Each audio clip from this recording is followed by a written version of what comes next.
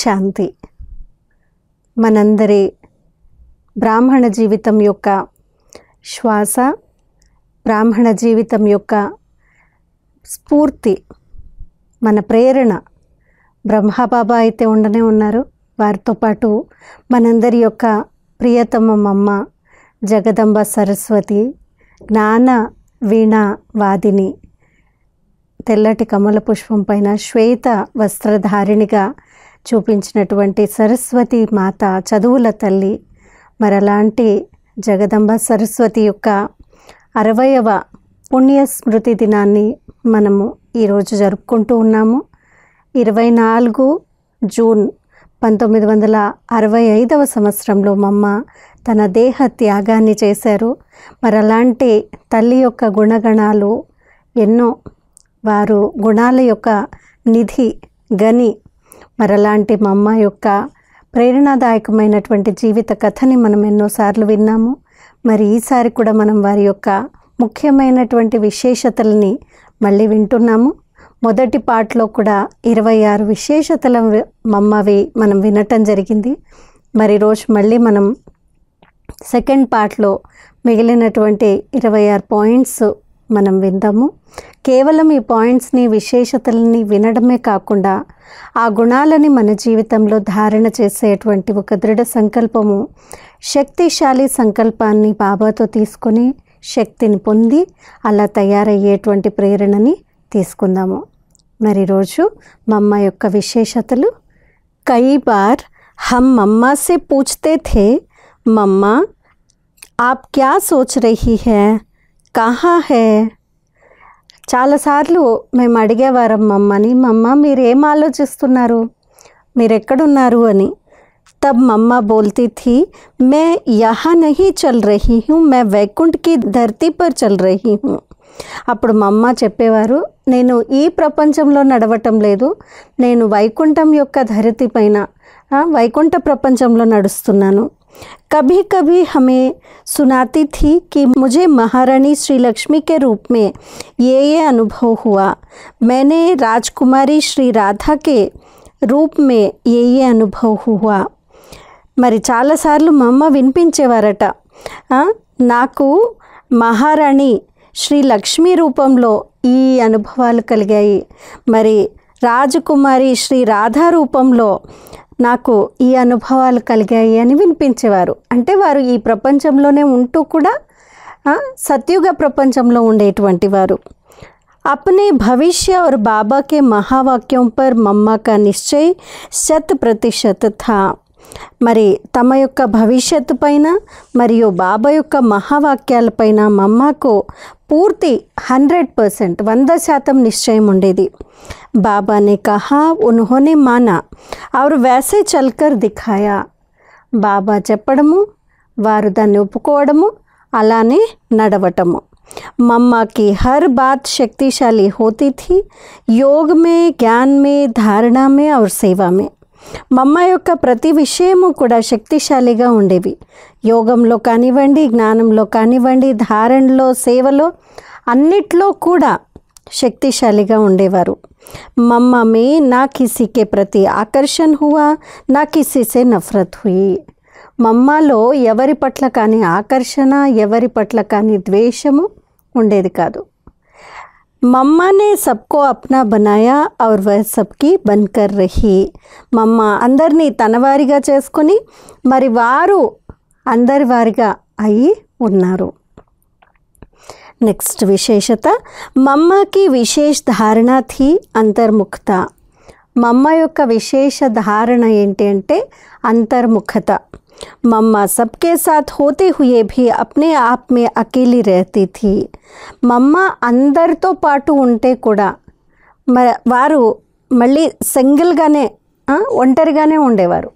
అందరితో ఉండేవారు, సంఘటనలో ఉండేవారు, కానీ అందరితో ఉంటే కూడా ఒంటరిగా కూడా ఉండేవారు. ఆల్మైటీ బాప్ కే సాత్ వార్తాలాప్ కర్తీ రహతీ థీ. మరి మమ్మ ఏం చేసేవారు, ఆల్మైటీ బాబా అంటే సర్వశక్తివంతుడైనటువంటి శివబాబాతో ఎప్పుడూ కూడా వార్తాలాపాన్ని చేస్తూ ఉండేవారు, మాట్లాడుతూ ఉండేవారు. मम्मा अमृत वेले 2 बजे उठकर अपने कमरे में कुर्सी पर बैठ एकांत में बाबा को याद करती थी। మమ్మ అమృత వేళ 2 గంటలకు లేచి తన కుర్సీ పైన కూర్చొని తన గదిలోనే ఏకాంతంలో కూర్చొని బాబా స్మృతిలో ఉండేవారు. దిన్ మే కర్మ్ కర్తే సమయ భీ జ్ఞాన్ కే మనన్ చింతన్ మే మగన్ రహతీ థీ. మరి రోజంతా కూడా కర్మలు చేస్తున్నప్పుడు కూడా జ్ఞానం యొక్క మనన చింతనలో మగ్నమై ఉండేవారు. मम्मा ने कभी हंसी मजाक करके अथवा व्यर्थ बातें करके अपना समय व्यर्थ नहीं गवाया. మమ్మ ఎప్పుడు కూడా తమాషా చేస్తూ వ్యర్థ మాటల్లో ఉంటూ తన సమయాన్ని వ్యర్థంగా ఎప్పుడు పోగొట్టుకోలేదు. మమ్మ किसी का ध्यान अपनी तरफ आकर्षित होने नहीं देती थी, सदा उस माँ बाप की ओर ही इशारा करती थी. మమ్మ ఎప్పుడు కూడా ఎవరి అటెన్షన్ ఎవరి ధ్యానాన్ని కూడా తనపైన ఆకర్షితం చేయాలి అని అనుకోలేదు. ఎప్పుడూ కూడా తన తల్లి తండ్రి అయినటువంటి బాబాని శివబాబా బ్రహ్మబాబా వైపు సైగ చేసేవారు. వారు చేస్తున్నారు అంటే తన వైపు ఎవరి ధ్యానాన్ని ఆకర్షితం చేయలేదు. మమ్మ మే బహుత్ మధురతా థీ తో నిర్భయత భీ ఉతనే హీ థీ. మరి మధురత ఎంతైతే ఉండేదో మమ్మలో అంతే निर्भयता కూడా ఉండేది. मम्मा कहा करती थी कि जीवन में जिस भगवान से डरना चाहिए वही हमारा बन गया, फिर डरना किससे.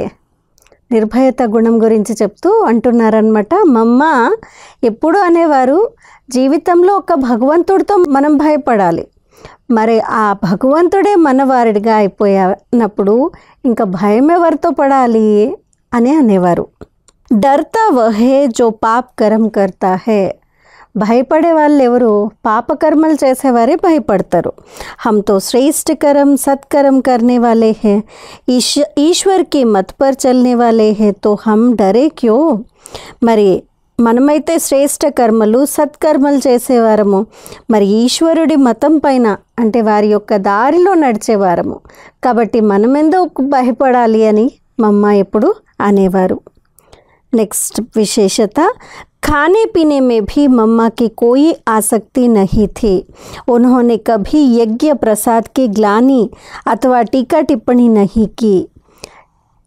మరి తిండి యొక్క విషయంలో పానీయాల విషయంలో దేంట్లో కూడా మమ్మ ఎప్పుడు ఎలాంటి ఆసక్తి లేకుండే మమ్మకి. మరి వారు ఎప్పుడూ కూడా యజ్ఞ ప్రసాదాన్ని గ్లాని చేయడము లేక దాని గురించి కామెంట్ చేయడము, టీకా టిప్పణి ఇది ఇట్లా ఉండాల్సింది, దీంట్లో కొంచెం ఇది ఎక్కువైంది అది తక్కువైంది ఇలా ఎప్పుడు కామెంట్ చేసేవారు కాదు. जो मिले जैसे मिले जितना भी मिले उसको आदर से और अनासक्त भाव से स्वीकार किया.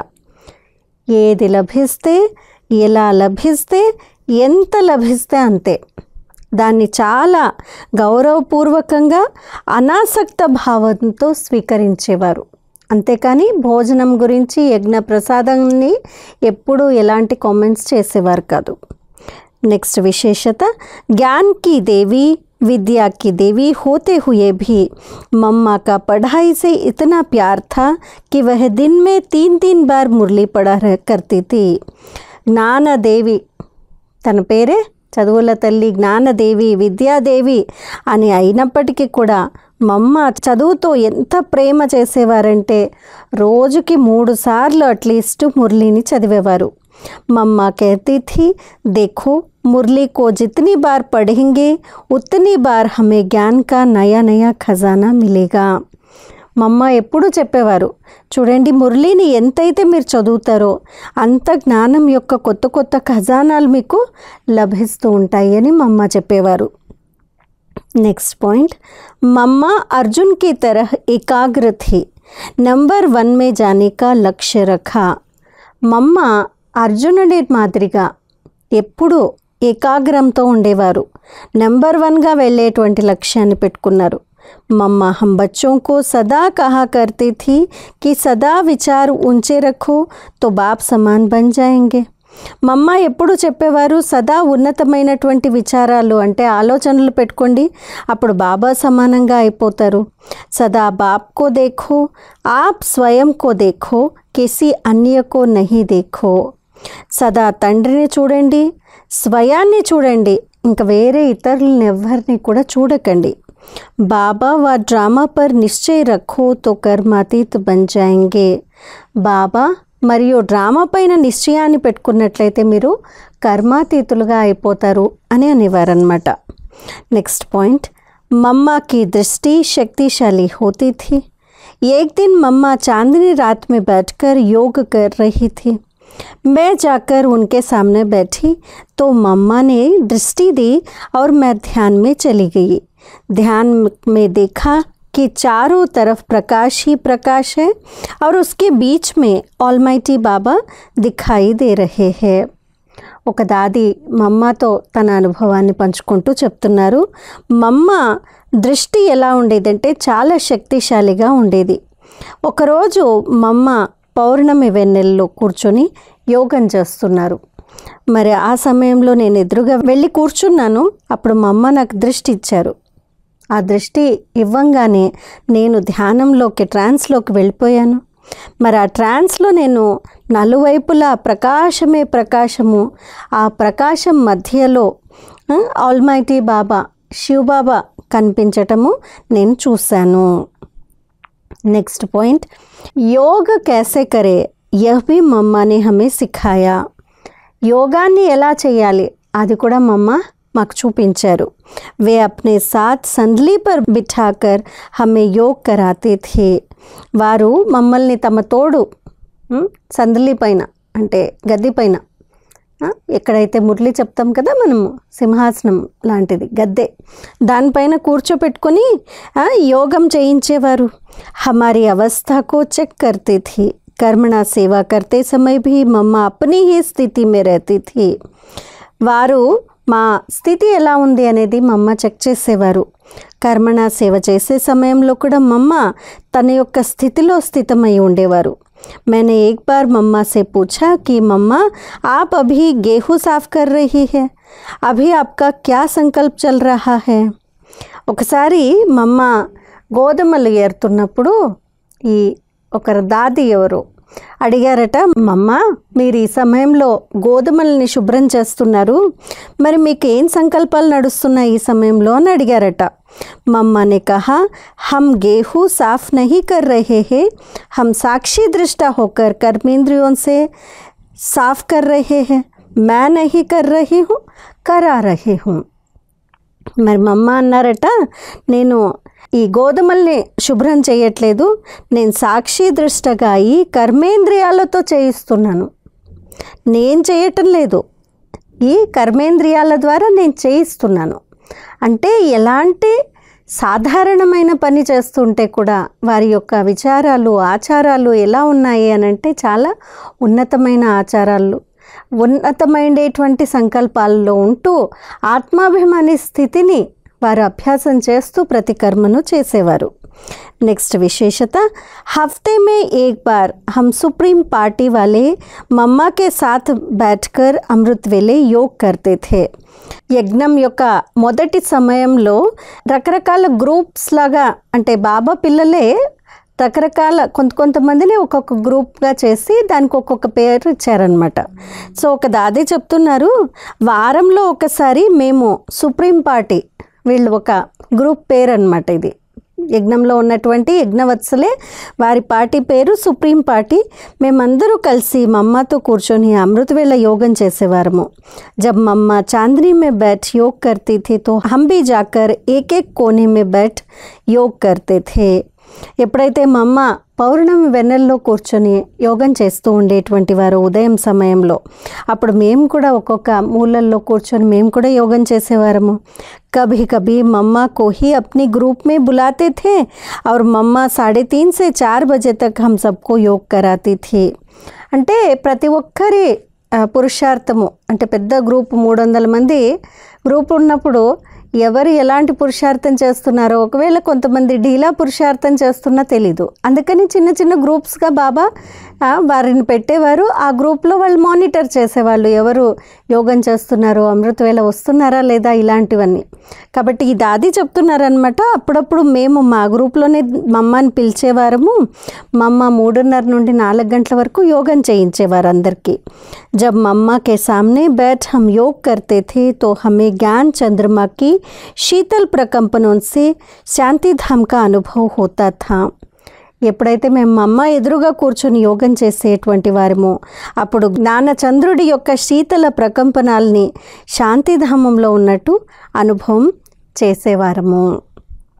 नेक्स्ट पॉइंट, मम्मा अमृत वेले 2 बजे उठकर अकेले में योग करते थे. वह 3:30 बजे तैयार होकर बाहर आते थे. मम्मा अमृत वेళ 2 గంటలకే లేచి ఒంటరిగా కూర్చొని యోగం చేసేవారు. ఇంతకు ముందు కూడా విన్నాం కదా, మా అమ్మ తన రూమ్లోనే ఒక కుర్చీ పైన కూర్చొని యోగం చేసేవారు. 3:30కి रेडी अయ్యి బయటికి వచ్చేవారు ఉదయం. 4 बजे से 5 बजे तक सामूहिक योग होता था. उसमें मम्मा अवश्य आती थी. 4 గంటల నుంచి 5 గంటల వరకు ఏదైతే అమృతవేళ యోగం మనం సామూహిక రూపంలో అందరూ ఒక చోటే చేస్తాం కదా. ఇప్పుడు మధుబన్కి వెళ్తే, లేదు ఇక్కడ శాంతి సరోవర్కి వచ్చారనుకోండి, అందరికి కలిపి సామూహిక రూపంలో హాల్లో కూర్చొని యోగం చేస్తాము. అలా అప్పుడు కూడా 4 నుంచి 5 గంటల వరకు అందరూ సామూహిక రూపంలో కూర్చొని యోగం చేసినప్పుడు మమ్మ రోజు వచ్చేవారు, ఎప్పుడు మిస్ అయ్యేవారు కాదు. उसके बाद स्नान आदि नित्यक्रम पूरा करती थी. नाश्ते के बाद 9 बजे प्रातः मुरली क्लास होता था, उसमें आती थी. మరి ఆ తర్వాత 5 గంటలకి యోగం అయిన తర్వాత స్నానము, నిత్యక్రమాలు ఏవైతే ఉన్నాయో అవన్నీ చేసుకునేవారు. మళ్ళీ 9 గంటలకి బ్రేక్ఫాస్ట్ అయిన తర్వాత, నాస్తా చేసిన తర్వాత, పలహారం చేసిన తర్వాత ఉదయము మురళీ క్లాస్ జరిగేది, దాంట్లో కూడా వచ్చేవారు. उसके बाद एक एक दिन एक एक बहन को संदली पर बिठाकर ज्ञान की कोई न कोई पॉइंट पर समझाने के लिए कहती थी. ఆ తర్వాత ఒక్కొక్క రోజు ఒక్కొక్క అక్కయ్యని గద్దె పైన కూర్చోపెట్టి జ్ఞానం యొక్క ఏదో ఒక పాయింట్ గురించి అర్థం చేయించడానికి చెప్పేవారనమాట మమ్మ. इस प्रकार मम्मा सबको भाषण करना, क्लास कराना सिखाती थी. ఇలా మమ్మ ప్రతి ఒక్కరికి ఎలా స్పీచ్ ఇవ్వాలి, ఉపన్యాసం ఎలా ఇవ్వాలి, క్లాస్ ఎలా చేయించాలి, ఇవన్నీ కూడా నేర్పించేవారు. उसके बाद सेवा करते थे. दोपहर के भोजन के बाद विश्राम होता था. మరి రోజంతా దినచర్య ఎలా ఉండేది అంటే, ఉదయమే అమృతవేళ అయిపోయిన తర్వాత రెడీ అయ్యి అప్పుడు క్లాసు, ఆ తర్వాత బ్రేక్ఫాస్ట్, ఆ తర్వాత క్లాస్ ఉండేది, ఆ తర్వాత సేవ ఉండేది. మళ్ళీ మధ్యాహ్నం భోజనం తర్వాత కొద్దిసేపు విశ్రాంతి తీసుకునేవారు. మమ్మ 5 बजे ऑफिस में बैठती थी और यज्ञवत्सों को टोली खिलाती थी. మరి మమ్మ 5 గంటలకి సాయంత్రం ఆఫీస్లో కూర్చునేవారు మరియు యజ్ఞవత్సలందరికీ కూడా టోలీ తినిపించేవారు. जब हमें कभी कभी मम्मा से टोली खाने का मन होता था, हम वहाँ जाकर मम्मा से टोली लेते थे. మాకు కూడా ఎప్పుడైతే టోలీ తినాలనేటువంటి ఆలోచన వచ్చిందనుకోండి, కోరిక కలిగింది, అప్పుడు వెంటనే మేము కూడా వెళ్ళి మమ్మతో టోలీ తీసుకొని తినేవారము. बाद में मम्मा ऑफिस का कामकाज देखती थी. रात्रि भोजन के बाद मम्मा कचहरी कराते थे. మరి మమ్మ ఆ తర్వాత ఆఫీస్ పనులు కూడా చూసుకునేవారు. రాత్రి భోజనం తర్వాత కచేరీ. కచేరీ అని అంటే ప్రతి ఒక్కరు వాళ్ళ యొక్క చాట్ని చెప్పేటువంటి సమయం, ఎక్కడైనా ఏదైనా తప్పు చేసుంటే, లేదు పొరపాటు చేసుంటే, ఇలాంటివి వారి యొక్క నోటీస్లో తీసుకొని వచ్చి ఇచ్చేవారు అనమాట. అలాంటి కచేరీ జరిగేది. नेक्स्ट पॉइंट, मम्मा को शुरू से ही अव्यक्त और फरिश्ता रूप था. మమ్మ రూపము మొదటి నుండే అవ్యక్తమైనటువంటి ఫరిష్తా రూపం ఉండేది. हमारा पुरुषार्थ प्रोग्राम प्रमाण होता था, परंतु मम्मा का पुरुषार्थ नेचुरल था, सहज रीति का था. మా యొక్క పురుషార్థమేమో ప్రోగ్రాం ప్రమాణంగా, ప్రోగ్రాం అనుసారంగా జరిగేది, కానీ మమ్మ పురుషార్థము చాలా సహజ రీతిగా జరిగేది. इसलिए उन्होंने सहज रूप से संपूर्णता को प्राप्त किया. కాబట్టి మమ్మ సహజంగా వారి సంపూర్ణ రూపాన్ని చేరుకున్నారు. नेक्स्ट पॉइंट, मम्मा के अव्यक्त होने के बाद उनकी पूजा अर्थात जगदम्बा की दुर्गा की पूजा बहुत ज़्यादा बड़ी है. మమ్మ అవ్యక్తమైన తర్వాత అంటే 65వ సంవత్సరంలో అవ్యక్తమైన తర్వాత వారి యొక్క పూజ అంటే జగదంబ రూపంలో దుర్గా రూపంలో పూజలు బయట కూడా పెరిగాయి. అవ్యక్తమయ్యాక अव्यक्त रूप में मम्मा दुर्गा का पाठ बजा रही है. इसके कारण दुर्गा की पूजा और अर्चना बहुत बहुत हो रही है. అవ్యక్త రూపంలో మమ్మ దుర్గా యొక్క పాత్రను పోషిస్తూ ఉన్నారు. దానివల్లనే దుర్గా రూపంలో అర్చన పూజ ఇవన్నీ చాలా చాలా జరుగుతూ ఉన్నాయి. कलकत्ते में तो देखने वाला दृश्य होता है कि दुर्गा पूजा क्या होती है. हमें तो महसूस होता है कि जब मम्मा साकार में थी तब ज्ञान ज्ञानेश्वरी बन ज्ञान की गंगा बहाई और अव्यक्त होने के बाद दुर्गा का पूरा पूरा पाठ बजाकर भक्तों को गुण और शक्तियों का वरदान दे रहे हैं. మరి ఆ దాది అంటున్నారు, కలకత్తాలో మమ్మ యొక్క రూపాన్ని అంటే జగదంబ రూపాన్ని ఎలా పూజిస్తారో చూసేటువంటి దృశ్యం ఉంటుంది దుర్గా పూజ సమయంలో. అంటే నవరాత్రుల సమయం దసరా సమయంలో దుర్గా పూజ చూసే యోగ్యంగా ఉంటుంది. మాకేమనిపిస్తుందంటే ఎప్పుడైతే మమ్మ సాకార రూపంలో ఉండేవారో అప్పుడు జ్ఞానేశ్వరిగా అయ్యి జ్ఞాన గంగను పంచారు. మరి అవ్యక్త రూపంలో వెళ్ళిన తర్వాత పూర్తి పాత్ర వారు వహిస్తూ భక్తులకి గుణాలు శక్తుల యొక్క వరదానాన్ని ఇస్తున్నట్టు అనుభూతి కలుగుతుంది. నెక్స్ట్ విశేషత, మమ్మ దివ్య గుణों की సంపూర్ణ సాక్షాత్ దేవి थी. మమ్మ దివ్య గుణాల యొక్క సాక్షాత్ సంపూర్ణ దేవి. उनके संकल्प चट्टान की तरह अडिग, बोल मीठे तथा सारयुक्त और कर्म श्रेष्ठ तथा योग युक्त थे. వారి యొక్క సంకల్పాలు ఒక బ్రిడ్జ్ లాగా ఒక అరుగులాగా గట్టిగా దృఢంగా ఎప్పుడు కదలకుండా, మరి మాటలైతే చాలా మధురంగా సారయుక్తంగా, కర్మల్లో శ్రేష్టత మరియు యోగయుక్తంగా ఉండేవి. మమ్మ इतनी योग युक्त गंभीर और शांत रहती थी कि उनके आसपास के वातावरण में सन्नाटा छाया रहता था, जो सभी को प्रत्यक्ष महसूस होता था. మమ్మ ఎప్పుడు ఎంత యోగయుక్తంగా గంభీరంగా మరియు శాంతిగా ఉండేవారంటే వారి దగ్గర చుట్టుపక్కల వాతావరణం కూడా ఏకదం సైలెన్స్గా ఉండేటువంటిది. అందరికీ మమ్మ ఆ విధంగా ఉన్నారు అనేటువంటిది ప్రత్యక్షంగా అనుభవం అయ్యేది. ऐसा लगता था कि मानो वह कोई चलता फिरता लाइट हाउस और माइट हाउस हो. ప్రతి ఒక్కరికి ఎలా అనిపించేది అని అంటే నడుస్తూ తిరుగుతూ ఉన్నటువంటి లైట్ హౌస్ మైట్ హౌస్ లాగా అనిపించేవారు మమ్మ. मम्मा की चाल फरिश्तों जैसी थी. आश्रम वासियों को पता भी नहीं चलता था कि कब मम्मा उनके पास से गुजर गई अथवा कब से वह उनके पीछे खड़ी हुई उनके एक्टिविटी का निरीक्षण कर रही थी. मम्मा के बोल बहुत ही मधुर, स्नेहयुक्त और सम्मानपूर्ण होते थे. మరి మమ్మ విశేషతల్లో ఇంకా చెప్తున్నారనమాట. ఎలా అనిపించేది అని అంటే ఎవరైనా నడుస్తూ తిరుగుతూ ఉన్నటువంటి లైట్ హౌస్ మైట్ హౌస్ ఎలా ఉంటారో అలాంటి స్థితి మమ్మది ఉండేదన్నమాట. మమ్మ నడుస్తూ ఉంటే కూడా ఒక ఫరిష్తా స్వరూపంగా ఉండేవారు. ఆశ్రమవాసులందరికీ కూడా ఎప్పుడు తెలిసేదే కాదు మమ్మ ఎప్పుడు వారి పక్కన నుండి నడుస్తూ వెళ్ళిపోయారు.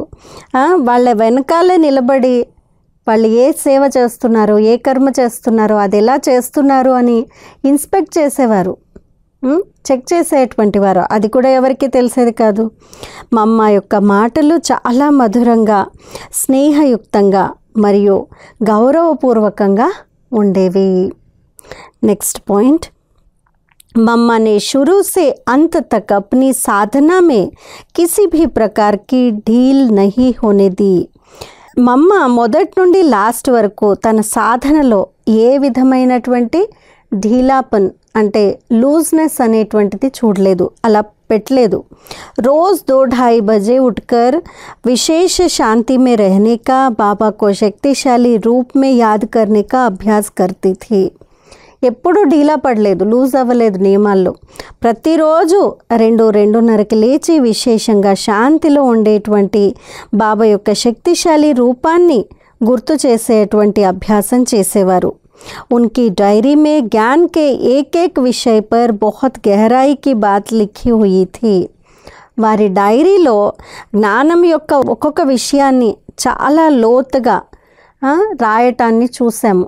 ప్రతి విషయం యొక్క లోతు रासेवारू. उनकी डायरी पढ़ने का सुअवसर मुझे जयपुर में मिला था.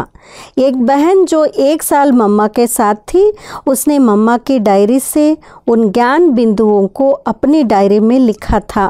वह डायरी हमें पढ़ने के लिए मिली थी. ఒక అక్కయ్య చెప్తున్నారు, మమ్మ యొక్క అలాంటి డైరీని నాకు కూడా చదవడానికి ఒక అవకాశం లభించింది జైపూర్లో. ఒక అక్కయ్య మమ్మతో పాటు 1 సంవత్సరం గడిపారట. మరి మమ్మ డైరీలో నుండి ఆ జ్ఞాన బిందువులని తన డైరీలో రాసుకున్నారు. ఆ డైరీని నేను చదవటం జరిగింది. उन ज्ञान बिंदुओं को पढ़कर मुझे लगा कि मम्मा ने ज्ञान का कितना विचार सागर मंथन किया होगा, कितना ज्ञान की गहराई में गई होगी और कितना उनको धारणा करने का अभ्यास किया होगा.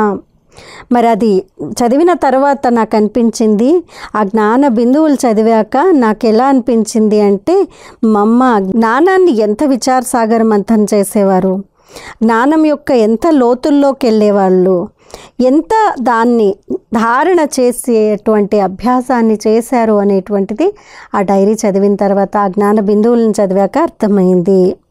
नेक्स्ट विशेषता, जैसे कोई चिड़िया घास अथवा अनाज के दाने को पहले टुकड़ा टुकड़ा करती है और बाद में अपने बच्चों के मुंह में डालती है, वैसे मम्मा भी बाबा के गुह्य ज्ञान को पहले अपने में धारण कर, अनुभव कर, उसको सहज बनाकर हम बच्चों को सुनाती थी. మరి మమ్మ యొక్క జ్ఞాన చింతన గురించి ఒక పాయింట్ ఎంత చక్కటిది చెప్తున్నారు. ఎలా అయితే ఏదైనా పక్షి ఉందనుకోండి, అది ఏదైనా ధాన్యాన్ని కానీ లేదు గడ్డిని కానీ తన పిల్లలకి నోట్లోకి పెయ్యాలి అని అంటే ఎలా చిన్న చిన్న చిన్న చిన్న ముక్కలుగా చేస్తుంది ఫస్ట్, ఆ తర్వాత ఆ ముక్కల్ని వేస్తుంది. అలాగే మమ్మ కూడా బాబా యొక్క గుహ్య జ్ఞానాన్ని మొదట తన లోపల ధారణ చేసి అనుభవం చేసి దాన్ని సహజంగా చేసి మన పిల్లల వరకు ఇచ్చేవారు. పిల్లలకి ఆ జ్ఞానం యొక్క పాయింట్స్ని వినిపించేవారు. मम्मा ज्ञान को इतना सरल बनाकर सुनाती थी कि ईश्वरीय ज्ञान से अनजान व्यक्ति को भी ज्ञान सहज समझ में आता था, उसकी बुद्धि में बैठ जाता था और वह खुश हो जाता था. మరి మమ్మ జ్ఞానాన్ని ఎంత సరళంగా చేసి వినిపించేవారు అంటే, ఈశ్వరీయ జ్ఞానం గురించి తెలియనటువంటి వ్యక్తికి కూడా జ్ఞానం సహజంగా అర్థమయ్యే విధంగా, వారి యొక్క బుద్ధిలో కూడా కూర్చొనే విధంగా అలా వారు సంతోషపడిపోయేవారు అది వినంగానే, అలా చెప్పేవారు జ్ఞానాన్ని.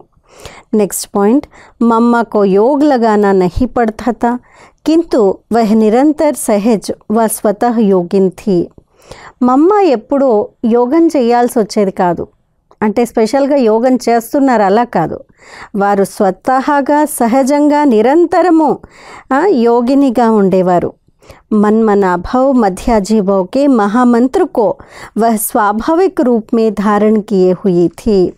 మన్మనాభవ మధ్యాజీభవ అనేటువంటి మహామంత్రాలని స్వాభావిక రూపంలో మమ్మ ధారణ చేసి ఉంచేవారు. अतः इस धरा पर चलते फिरते भी इससे न्यारी भासती थी. కాబట్టి నడుస్తూ తిరుగుతూ ఉంటే కూడా మమ్మ ఈ ప్రపంచంలో ఉంటే కూడా అతీతంగా ఉండేటువంటి అనుభవం కలిగేది. ऐसा लगता था जैसे कि उनकी बुद्धि सदा परमधाम में लटकी हुई हो, तभी अतीन्द्रिय सुख का अनुभव कर रही हो. ఎలా అనిపించేది మమ్మని చూస్తే, వారి యొక్క బుద్ధి సదా పరంధామంలో అక్కడ వేలాడుతున్నట్టు, పరంధామంలో అతీంద్రియ సుఖం యొక్క అనుభవం చేస్తున్నట్టు అనిపించేది. वह जब योग निष्ठा होती थी तो वातावरण में सन्नाटा छा जाता था.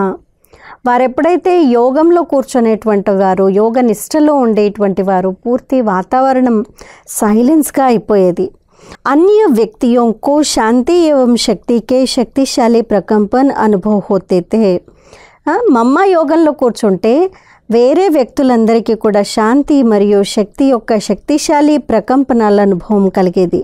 उनमें योगियों के समस्त लक्षण विद्यमान हैं, जिस कारण उनका व्यक्तित्व बहुत प्रभावशाली था. వారిలో యోగులకు ఉండాల్సినటువంటి అన్ని గుణాలు శక్తులు అన్నీ ప్రజెంట్ అయ్యి ఉండేవి. ఆ కారణంగా వారి యొక్క వ్యక్తిత్వం కూడా చాలా ప్రభావశాలిగా ఉండేది.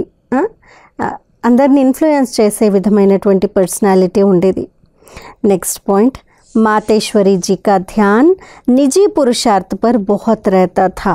सदा उनके मुख से यही शब्द निकलते थे कि जैसा कर्म हम करेंगे हमें देख दूसरे भी करेंगे. మాతేశ్వరి యొక్క ధ్యానం, వారి యొక్క అటెన్షన్ ఎప్పుడూ అసలైనటువంటి స్వయం పురుషార్థం పైన ఉండేది, ఒరిజినల్ పురుషార్థం పైన.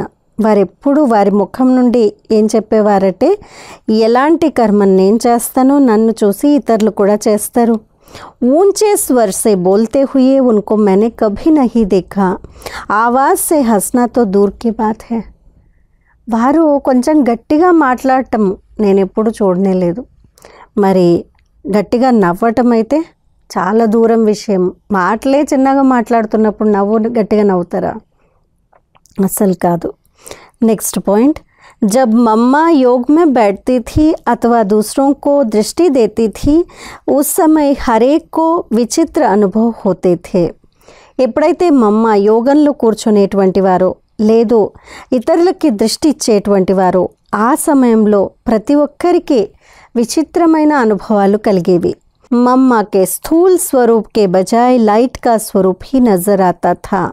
ఎప్పుడైతే మమ్మ యోగంలో కూర్చునేవారో దృష్టి ఇచ్చేవారో అప్పుడు మమ్మ యొక్క స్థూల రూపం కనిపించేటువంటిది కాదు, లైట్ యొక్క స్వరూపం కనిపించేది. जब मम्मा सामने बैठती थी तो जैसे हम कहते हैं कि अव्यक्त वातावरण बनाओ, विदेही अवस्था में रहो, डेड साइलेंस में रहो, वह सब सहज ही हो जाता था. ఎప్పుడైతే మమ్మ ఎదురుగా కూర్చునేటువంటి వారో ఆ సమయంలో మాకేమనిపించేది, పూర్తి అవ్యక్త వాతావరణం తయారయ్యేది. విదేహీ స్థితిలో ఉండేవారు, డెడ్ సైలెన్స్లో ఉండేవారు. అవన్నీ కూడా సహజంగానే మాకు అనుభవం అయ్యేవి. भले ही सब ब्रह्मवत्स जानते थे कि मम्मा कुमारी है, लेकिन उनको जो भी देखता था माँ का, देवी का, फरिश्ते का दर्शन होता था. వారు కుమారి అనేటువంటి విషయం బ్రహ్మవత్సలందరికీ తెలుసు, పిల్లలందరికీ తెలుసు. కానీ వారిని ఎవరు చూసినా ఒక తల్లి లాంటి, ఒక దేవత లాంటి ఫరిష్తా యొక్క దర్శనం కనిపించేది. తల్లి దర్శించేటువంటి వారు వాళ్ళని చూస్తే అలా అనిపించేది, ఒక దేవి దర్శనం అయినట్టు అనిపించేది, ఫరిష్తాగా కనిపించేవారు. దేహ్భాన్ హోతా హీ నహీ థా. जैसे छोटा बच्चा अपनी माँ की गोद में सहज रूप से चला जाता है, वैसे हर ब्रह्मवत्स मातेश्वरी जी के गोद में चला जाता था. వారికి దేహభానమే ఉండేటువంటిది కాదు. అందుకనే ప్రతి ఒక్క బ్రాహ్మణ వత్సలు, బ్రాహ్మణ పిల్లలందరూ కూడా వారిని చూడంగానే ఒక తల్లిలాగా వారి యొక్క ఒడిలో ఒదిగిపోయేటువంటి వారు, మాతేశ్వరి ఒడిలో ఒదిగిపోయేవారు. నెక్స్ట్ పాయింట్, మమ్మ కా స్వపురుషార్థ్ బహుత్ థా. మమ్మ స్వయం పురుషార్థం చాలా ఉండేది. मैंने मम्मा में हमेशा यह देखा कि वे ज़्यादा लौकिकता अर्थात బాహ్యముఖత में नहीं गई. నేను మమ్మాలో ఎప్పుడు ఇదే గమనించేదాన్ని, వారు ఎక్కువగా లౌకికత్వంలో అంటే బాహ్యముఖతలో వచ్చేవారు కాదు.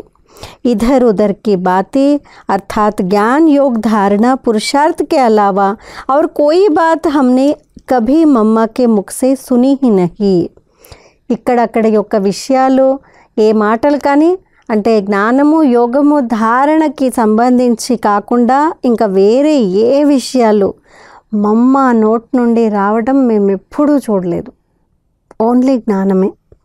पहले यह सिस्टम थी कि जो भी बात करेगा वह उस दिन की मुरली की पॉइंट से शुरू करेंगे और अंत भी मुरली की पॉइंट से ही करेगा. యజ్ఞంలో మొట్టమొదట ఒక సిస్టమ్ పద్ధతి ఉండేది. ఏంటి అనంటే ఎవరు ఏం మాట్లాడాలన్నా కానీ మొదట ఆ రోజు మురళిలో నిండి ఉండేటువంటి పాయింట్స్ని మాట్లాడి ఆ తర్వాత వాళ్ళ యొక్క కార్య భాగాన్ని సంబంధించినటువంటి మాటలు మాట్లాడేవారు. మళ్ళీ లాస్ట్లో కూడా ఇదే అంటే మురళి పాయింట్స్తోనే ఎండ్ చేసేవారు. बाबा या मम्मा किसी को भी पत्र लिखते थे तो भी उस पत्र के आरंभ और अंत में उस दिन की ज्ञान मुरली की पॉइंट्स अथवा धारणा की पॉइंट्स अथवा योग की पॉइंट्स लिखते थे. మమ్మా కానీ బాబా కానీ ఎవరికైనా లెటర్ రాసినా కానీ ఆ లెటర్లో కూడా మొదట్లో మరియు లాస్ట్లో ఆ రోజు జ్ఞానమురళి యొక్క పాయింట్స్లో నుంచి ధారణ పాయింట్స్ అనండి, యోగం పాయింట్స్ అనండి, ఇలాంటివి రాసి అప్పుడు లెటర్ ఉండేది మధ్యలో. నెక్స్ట్ వన్, मम्मा में एक यह भी विशेषता थी कि वे कभी किसी को समय देकर नहीं मिलती थी. ఇంతకుముందు కూడా మనం వినడం జరిగింది కదా, ఎవరినైనా ఎప్పుడైనా కలవాలి అని అంటే మమ్మ అపాయింట్మెంట్ ఇచ్చి టైం చెప్పి ఈ టైంకే రండి ఇలా ఉండేది కాదు. जो बच्चे जब भी चाहे किसी भी हालत में चाहे उनसे मिल सकते थे. ఏ పిల్లలు కానీ ఎలాంటి పరిస్థితిలో ఎలాంటి సమయంలో కానీ ఎలా అయినా కలవచ్చు అలా ఉండేవారు. మమ్మా కా वो व्यवहार अथवा पाठ कहे असाधारण था. మరి ఇది మమ్మ యొక్క ఈ పాత్ర లేదు ఈ వ్యక్తిత్వము అసాధారణంగా ఉండేటువంటిది. हमने देखा कि अन्य सब बहुत हंसते थे, बहलते थे, रमणीकता में आते थे, लेकिन मम्मा कभी नहीं. మరి ఆ దాది ఎవరో చెప్తున్నారనమాట, మేము మమ్మలో ఇది చూసాం, వేరే వాళ్ళందరూ కూడా చాలా నవ్వేవారు, ఎంటర్టైన్ చేసేవారు, రమణీకంగా ఉండేవారు, కానీ మమ్మ ఎప్పుడూ అలా ఉండేవారు కాదు, చాలా గంభీరంగా ఉండేవారు. మమ్మ भी हंसती थी परंतु किसी को पता ही नहीं पड़ता था. మమ్మ కూడా నవ్వేవారు, కానీ నవ్వినట్టు ఎవరికీ అర్థమయ్యేది కూడా కాదు, తెలిసేది కూడా కాదు, ఆ విధంగా గంభీరత ఉండేది. శబ్ద రహిత్ హసి హోతీ థీ. అంటే వారు నవ్వినా కానీ ఎలాంటి స్వరము శబ్దం బయటకు వచ్చేది కాదు, అలాంటి నవ్వు, చిరునవ్వు. వహ్ మధుర్ ముస్కాన్ హోతీ థీ. మధురమైన చిరునవ్వు నవ్వేవారు.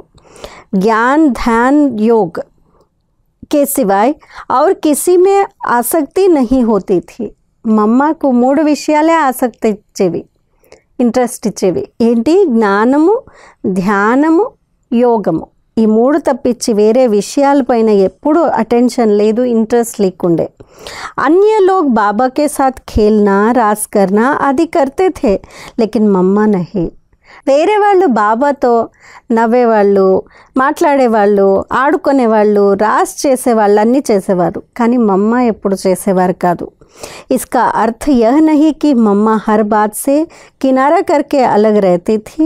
नहीं, मम्मा सब कार्यक्रम जैसे पिकनिक, घूमना फिरना, खेल पाल आदि में जाती थी, परंतु अपने पुरुषार्थ में मगन रहती थी.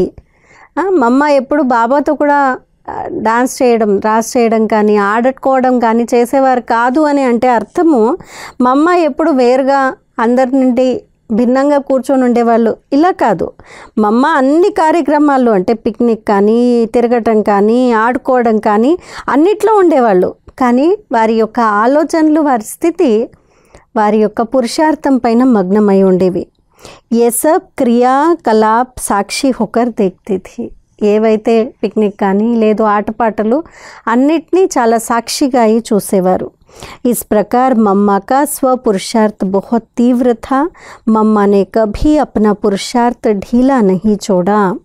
ఇలా మమ్మ యొక్క స్వపురుషార్థం చాలా తీవ్రంగా ఉండేది, ఎప్పుడు వారి పురుషార్థంలో వారు లూజ్ అవ్వలేదు. నెక్స్ట్ పాయింట్, మమ్మ కే దేఖ్నే కా ఢంగ్ హీ విచిత్ర థా. మమ్మ చూసే విధానమే వేరు ఉండేది, విధినే వేరు ఉండేది. जैसे बाबा हमें देखते हैं और उनको देखते ही हम सब कुछ भूल कर एक अतीन्द्रिय अनुभव में चले जाते हैं, उसी प्रकार मम्मा की दृष्टि, मम्मा का चेहरा इतना रूहानी होता था कि सामने वाला अपने को इस दुनिया से निराला अनुभव करता था. మరి నెక్స్ట్ పాయింట్లో చెప్పడం జరుగుతుంది, ఎలా అయితే బాబా చూడంగానే ఎవరైతే ఎదురుగా ఉన్నారో వాళ్ళు మర్చిపోయేవాళ్ళు, ఏ విషయాలు ఉన్నా కానీ మర్చిపోయి అతీంద్రియ సుఖాన్ని అనుభవం చేసేటువంటి వారు, అతీంద్రియత్వంలో అనుభవం చేసేవారు. అదేవిధంగా మమ్మ యొక్క దృష్టి, మమ్మ యొక్క ముఖము ఎంత ఆత్మీయతతో ఉండేవంటే ఎదురుగా ఉండేటువంటి వాళ్ళు ఈ ప్రపంచంలో ఉంటే కూడా దీని నుండి అతీతంగా అనుభవం చేసేవారు ఎదురుగా వాళ్ళు కూడా. मम्मा हो अथवा बाबा हो, दोनों में कोई भी हमें योग कराते थे तो हम यहाँ नहीं रहते थे, कहीं दूर चले जाते थे, अनुभव में खो जाते थे. మరి మమ్మ కానివ్వండి, బాబా కానివ్వండి, ఎవరు యోగం చేయించినా కానీ మేము ఈ ప్రపంచంలో ఉండేవాళ్ళం కాదు, ఎక్కడో మునిగిపోయేవారము, ఏదో అనుభవాల్లో పూర్తిగా మునిగిపోయేవారము. उस समय हमें प्रैक्टिकल अनुभव होता था कि हम परम धाम में है. ఆ సమయంలో మాకు ప్రాక్టికల్గా అనుభవం అయ్యేది మేము ఈ సమయంలో పరంధామంలో ఉన్నాం. 4-5 घंटे तक भी हम सब और मम्मा बाबा एक ही मुद्रा में बैठे योगस्थ रहते थे. शरीर बिल्कुल टस से मस नहीं होता था. మరి ఆ సమయంలో ప్రాక్టికల్గా మేము అనుభవం చేసేవారము, మేము పరంధామంలో ఉన్నట్టు. ఎలా అంటే 4-5 గంటలు కూడా మేమందరూ, మమ్మ బాబా మేమందరం కూడా ఒకే ముద్రలో యోగావస్థలో కూర్చునేటువంటి వాళ్ళం. శరీరం ఈవెన్ కదలటం కూడా కదిలేది కాదు, అలా స్ట్రైట్గా చక్కగా కూర్చొని ఒకే ఆలోచన పైన ఒకే సహజ రీతిలో అందరు 4-5 గంటలు కూడా కూర్చునేవారట. नेक्स्ट पॉइंट, जब भी मैं मम्मा को देखती थी तो उनके चारों ओर सफ़ेद लाइट ही लाइट दिखाई पड़ती थी. నేను ఎప్పుడు మమ్మని చూసినా కానీ వారి నలువైపులా లైటే లైట్ కనిపించేది. మమ్మ दिन रात बाबा को याद करती थी. हम कभी रात को उठकर दरवाजे के सुराख से देखते थे तो मम्मा कुर्सी पर बैठी नज़र आती थी. మమ్మని చూస్తే ఎలా అనిపించేది అంటే ఒక లైట్ శరీరంలో ఉన్నట్టు, పూర్తి కంప్లీట్ తెల్లటి ప్రకాశంలో ఉన్నట్టు కనిపించేవారు, ఫరిష్తాగా కనిపించేవారు. మమ్మ రాత్రి పగలు బాబా యొక్క స్మృతిలోనే కూర్చొనేవారు.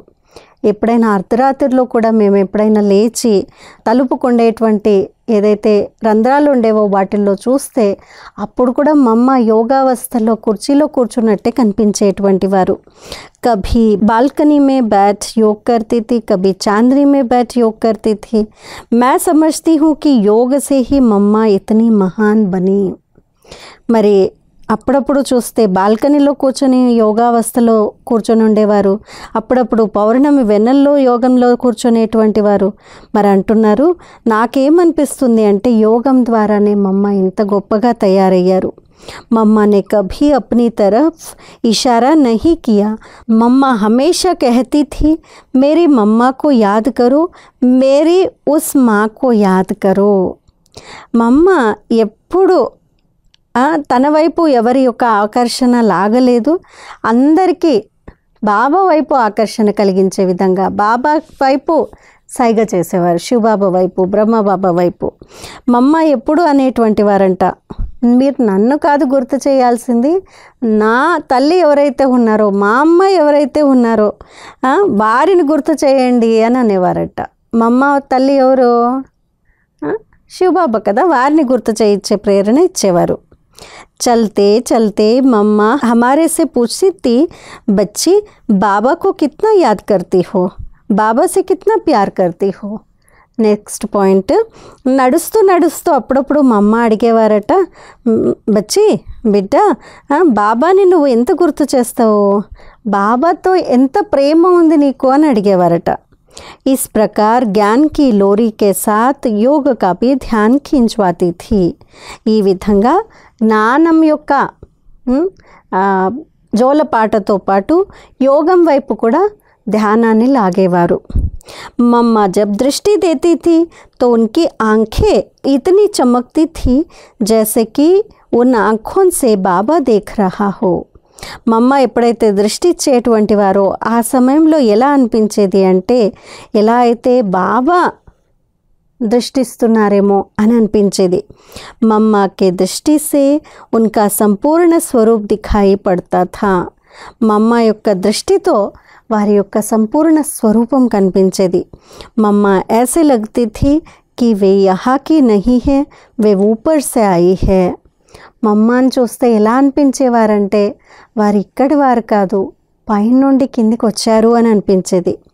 వే దేహధారి నహీ లగ్తీ థీ, సూక్ష్మ శరీరధారి లగ్తీ థీ. వారిని చూస్తే వారు ఒక దేహధారిగా అనిపించేవారు కాదు, సూక్ష్మ శరీరధారిగా అనిపించేవారు. उनकी दृष्टि में इतनी ताकत थी कि जिसको भी वे देखती थी उसके विचार ही बदल जाते थे. మమ్మ యొక్క దృష్టిలో ఎంత శక్తి ఉండేదంటే, ఎంత పవర్ ఉండేదంటే వారు ఎవరిని చూస్తే వారి ఆలోచనలే మారిపోయేవి. ట్రాన్స్లోకి వెళ్ళిపోయేవాళ్ళు, ధ్యానావస్థలో కూర్చొనిపోయేవారు, సాక్షాత్కారాలు జరిగేవి, ఇవన్నీ విన్నాం. ఇంకొక పాయింట్ ఏంటి అంటే మమ్మ యొక్క దృష్టితో ఎదురుగా ఉండేటువంటి వాళ్ళ ఆలోచనలు మారిపోయేవి. नेक्स्ट पॉइंट, शिव बाबा हमेशा कहते थे कि बाबा नंबर 1 है, परंतु हमारी माँ तो +1 में गई. శివ బాబా ఎప్పుడు అనేవారంట, బాబా నంబర్ 1 అని అంటారు కదా, మురళీలో కూడా చెప్తారు కదా. మరి మా అమ్మ అయితే +1గా అయిపోయారు, నంబర్ 1 కంటే ఎక్కువగా +1లో. मम्मा के चेहरे पर हमने कभी भी उदासी नहीं देखी, उनका सदैव मुस्कुराता हुआ चेहरा था. మమ్మ ముఖంలో మేము ఎప్పుడూ కూడా ఉదాసీనతని చూడలేదు, ఎప్పుడూ కూడా ముఖంలో చిరునవ్వునే చూసాము. मम्मा का एक एक बोल सुख देने वाला था. मम्मा के दृढ़ता भरे बोल सदैव औरों को भी दृढ़ संकल्पधारी बनाते थे. మమ్మ యొక్క ఒక్కొక్క శబ్దము సుఖాన్ని ఇచ్చే విధంగా ఉండేది. మమ్మ యొక్క దృఢతతో కూడినటువంటి మాటలు ఎల్లప్పుడూ ఇతరులకి దృఢ సంకల్పధారిగా చేసేటువంటివి. మమ్మ కే దృష్టి పాతే హీ కయ్యోं को అశరీరపన్ కా అనుభవ హోతా థా. మమ్మ యొక్క దృష్టిని పొందంగానే చాలామందికి అశరీరీతనం యొక్క అనుభవం అయ్యేది. मम्मा के शीतल गोद जन्म जन्मांतर के विकारों को के तपत बुझाने वाली थी. మమ్మ యొక్క శీతలమైనటువంటి ఒడి జన్మ జన్మాంతరాల వికారాలని కూడా ఆ యొక్క అగ్ని ఏదైతే ఉందో ఆ అగ్నిని ఆర్పేసే విధంగా ఉండేది. అనోఖా అనుభవ హోతా థా. मम्मा बाबा को फॉलो करने में नंबर 1 थी, इसलिए बाबा की सारी दिनचर्या सवेरे से लेकर रात तक कैसे चलती थी उसको सुनकर फॉलो करती थी. మమ్మ అందరికంటే భిన్నంగా అనుభవం అయ్యేవారు. మమ్మ బాబాని ఎలా ఫాలో చేసేవారంటే ఆ ఫాలో చేయడంలో నంబర్ 1 ఉండేవారు. కాబట్టి బాబా పూర్తి దినచర్య ఉదయం నుండి తీసుకొని రాత్రి వరకు ఎలా నడుస్తుందో అలాగే బాబా దినచర్యలాగా అలాగే మమ్మ దినచర్య కూడా ఉండేది. నెక్స్ట్ పాయింట్, మాతేశ్వరికి యజ్ఞ సే బహుత్ స్నేహత. మాతేశ్వరి గారికి యజ్ఞంతో చాలా స్నేహం ఉండేది. వే కహా కర్తీ థీ కి యజ్ఞకి కోయి చీజ్ బేకార్ నహీ జానీ చాహియే. మమ్మ ఎప్పుడు అనేవారట, యజ్ఞం యొక్క ఏ వస్తువు పాడవకూడదు. एक बार की बात है कि यज्ञवत्स गेहूँ साफ करके बोरी में भर चुके थे. कुछ गेहूँ इधर उधर बिखरे हुए थे. मातेश्वरी जी ने ध्यान दिलाते हुए बड़े ही स्नेह से कहा कि एक एक गेहूँ का दाना एक एक मोहर के बराबर है. ఎప్పుడు కూడా ఏ వస్తువు వేస్ట్ అవ్వకూడదు యజ్ఞంలో అని అనేవారు. ఒకసారి ఈ ధాన్యాన్ని స్పెషల్లీ ఈ గోధుమల్ని ఎండపెడతారు కదా, సో అలా ఎండపెట్టిన తర్వాత అన్నిటినీ సంచుల్లో నింపడం జరిగింది. కొన్ని గోధుమలు అటు ఇటు పడిపోయి ఉన్నాయి. మరి వాటన్నిటి గురించి యజ్ఞవత్సలకి మమ్మ ధ్యానాన్ని ఇస్తూ చెప్పారట, ఇవి గోధుమలు కాదు, ఒక్కొక్క గోధుమ కూడా ఒక మొహర్ అంటే బంగారు నాణ్యంతో సమానము అని అన్నారట. वे यज्ञ की एक एक चीज़ की कीमत जानती थी एवं बतलाती भी थी. అంటే వారు యజ్ఞం యొక్క ఒక్కొక్క వస్తువు యొక్క వాల్యూ ఏంటి అనేటువంటిది వారికి తెలుసు, అదే వాల్యూని అందరికీ చెప్పేవారు. వే కుశల్ ప్రబంధక్ థీ. వారు ఒక మంచి ఆర్గనైజర్గా ఉండేవారు, ఒక మంచి మేనేజర్గా ఉంటూ అన్నీ సరిగ్గా చేసేటువంటి వారు, చేయించేవారు. यज्ञवत्सों की स्थूल के साथ सूक्ष्म आध्यात्मिक पालना पर भी उनका विशेष ध्यान रहता था. మమ్మకి యజ్ఞవత్సలు యజ్ఞంలో ఉండేటువంటి పిల్లలందరి యొక్క స్థూలంతో పాటు సూక్ష్మమైన ఆధ్యాత్మిక పాలన కూడా జరగాలి అనేటువంటి దాని గురించి వారందరి పట్ల విశేషంగా ధ్యానము ఉండేది. నెక్స్ట్ పాయింట్, मम्मा कुशल प्रशासक के रूप में छोटी उम्र में ही यज्ञ कारोबार की जिम्मेवारी संभालने के निमित्त बनी और सभी के दिलों को जीत लिया. మమ్మ ఒక ఏబుల్ అడ్మినిస్ట్రేటర్ రూపంలో చిన్న వయసులోనే యజ్ఞ కారోబారాన్నంతా కూడా యజ్ఞం యొక్క కార్య వ్యవహారాలన్నిటి యొక్క బాధ్యతని సంభాలన చేయడానికి నిమిత్తంగా అయ్యారు. అందరి హృదయాల్ని గెలుచుకున్నారు చిన్న వయసులోనే. मम्मा सदैव कहा करती थी कि किसी के भी अवगुणों का चिंतन ना कर सदा गणग्राही बनना चाहिए. सभी आत्माओं की विशेषताओं को देखो, हंस की तरह मोती चुगो. మరి మమ్మ ఎప్పుడూ చెప్పేవారట, ఎప్పుడు ఎవరి అవగుణాల చింతన చేయకూడదు, సదా గుణగ్రాహిగా అవ్వండి, అందరి ఆత్మల యొక్క విశేషతల్నే చూడండి, హంసలాగా కేవలం ముత్యాలనే గ్రోలండి, అంటే గుణాలనే చూడండి అని చెప్పేవారు. నెక్స్ట్ పాయింట్, ఇది 52వ పాయింట్ ఈ బులెటిన్లో లాస్ట్ పాయింట్ అన్నమాట, లాస్ట్ విశేషత. मम्मा खुद धारणा मूर्त होने के कारण धारणा की क्लास ही ज़्यादा कराती थी. మమ్మ స్వయం ఒక ధారణ మూర్తిగా ఉన్న కారణంగా ధారణ క్లాసులనే ఎక్కువగా చేయించేవారు. ఓ క్లాస్ సబ్కో బహుత్ ఆకర్షిత్ కర్తీ థీ. అలాంటి ధారణాయుక్తమైన క్లాస్ మమ్మది అందరికీ చాలా ఆకర్షణ కలిగేది. మమ్మనే అమృత్ వేలే కభీ మిస్ నహీ కియా. एक बार मुंबई में एक मंत्री जी मम्मा से मिलने आए. मंत्री जी के जाते जाते रात के 12 बज गए. दूसरे दिन मम्मा अपनी दिनचर्या के अनुसार सुबह 2 बजे ही उठी. उनसे पूछा गया, मम्मा आप तो करीब 1 बजे सोई होगी, फिर आप अपने समय पर इतनी जल्दी उठ गई. మరి మమ్మ ఎప్పుడు అమృత వేళను మిస్ చేసేవారు కాదు. ఒకసారి బాంబేలో ఉన్నప్పుడు ఒక మంత్రితో మా అమ్మగారు కలిశారు. ఆ మంత్రి వెళ్ళే టైమే రాత్రి లేట్గా అయిపోయిందనమాట. దాదాపు 12 గంటలకు వెళ్ళారు. మరి నెక్స్ట్ డే మా అమ్మ తన దినచర్య అనుసారంగా వెంటనే అంటే ఉదయం 2 గంటలకే లేచి కూర్చున్నారు. మరి ఎవరో అడిగారు మమ్మని, మమ్మ మీరు రాత్రి 1 గంట అయి ఉంటుంది పడుకునే అప్పటికి, మరి ఇంత త్వరగా లేచి మళ్ళీ కూర్చున్నారేంటి అని అంటే ఏం చెప్పుండొచ్చు మమ్మ. तब मम्मा ने कहा, देखो उस मिनिस्टर की अपॉइंटमेंट के कारण मैं रात को जग सकती हूँ, तो सवेरे अमृत वेले मेरी अपॉइंटमेंट हमारे प्रिया के साथ होती है, यह हम कैसे मिस कर सकते हैं. मम्मा ने कभी अमृत वेला मिस नहीं किया. చూడండి మమ్మ ఏం చెప్పారు ఆ సమయంలో అని అంటే, చూడు ఆ మినిస్టర్ యొక్క అపాయింట్మెంట్ కోసం నిద్ర కూడా పోకుండా నేను రాత్రి 12 దాకా లేచున్నప్పుడు మరి నా ప్రియుడితో అపాయింట్మెంట్ ఇది పొద్దున్నే 2 గంటలకి, మరి అది ఎప్పుడు మిస్ చేయలేదు అని అంటే మినిస్టర్ అపాయింట్మెంట్ మిస్ చేయకూడదు అని అనుకుంటే మరి నా ప్రియుడి అపాయింట్మెంట్ ఎలా మిస్ చేయొచ్చు. అక్కడ నిద్రపోకుండా నేను మేల్కొని ఉన్నప్పుడు 2 గంటలకు మేల్కోవడంలో ఏముంది అంటే అమృత్ వేళ ఎప్పుడు ఎలాంటి సమయంలో కూడా మమ్మ మిస్ చేసేవారు కాదు. అంటే ఈ విశేషతలన్నిటితో మమ్మ యొక్క పర్సనాలిటీ ఎలా ఉండేది, వారి యొక్క వ్యక్తిత్వము ఎలా ఉండేది, వారి ఆంతరింగకం ఎలా ఆలోచిస్తూ బాబా యొక్క జ్ఞానాన్ని ధారణలో తీసుకొని వచ్చారు అనేటువంటి పర్సనాలిటీ క్లియర్గా మమ్మ యొక్క వ్యక్తిత్వాన్ని మనము ఈ విశేషతల ద్వారా విన్నాము. ఇవి పదే పదే విందాము. కేవలం వినటం ఒక్కటే కాకుండా జీవితంలో వీటిని ఆచరించేటువంటి ప్రయత్నాన్ని చేద్దాము. మరి ఇది సెకండ్ పార్ట్ మీరు ఇప్పుడు విన్నారు. మొదటి పార్ట్ కూడా దీనిది తయారవ్వటం జరిగింది. కాబట్టి ఎవరైతే వినలేదో మొదటి పార్ట్ మమ్మ యొక్క గుణగణాలని వాటిని కూడా తప్పకుండా వినగలరు. ఇలాంటి మమ్మ యొక్క ప్రేరణతో మీ అందరికీ కూడా మరొకసారి ఈరోజు యొక్క శుభాకాంక్షలు మరియు మమ్మ బాబా యొక్క విశేషతల్ని మనందరిలో ధారణ చేసేటువంటి ఒక దృఢ సంకల్పాన్ని తీసుకుందాం.